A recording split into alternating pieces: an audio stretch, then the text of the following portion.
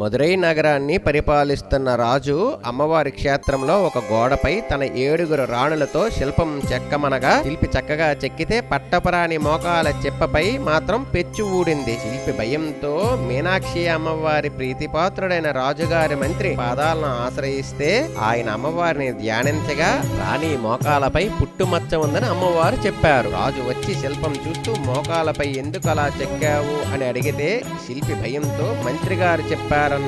మచ్చని చూసిన మంత్రి కళ్ళు కాల్చేయాలి అని అనుకుని భటులను పంపించగా అమ్మవారికి హారతనిచ్చి తరువాత ఆ హారతని కళ్ళపై పెట్టుకొనగా కళ్ళు కాలిపోయాయి. అప్పుడు రాజు నేను కళ్ళు కాలుస్తాననే విషయం ఎలా అయితే తెలుసుకున్నాడో అదే విధంగా రాణిగారి పుట్టుమచ్చను కూడా అలానే తెలుసుకుని ఉంటాడు అని అనుకుని క్షమించమని పాదాలపై పడి కళ్ళు తిరిగి తెప్పించుకోవాలని కోరుకున్నాడు. మంత్రి అమ్మవారిని ప్రార్థించగా కారుణ్యమూర్తి మీనాక్షి మాత చూపుని ప్రసాదించారు.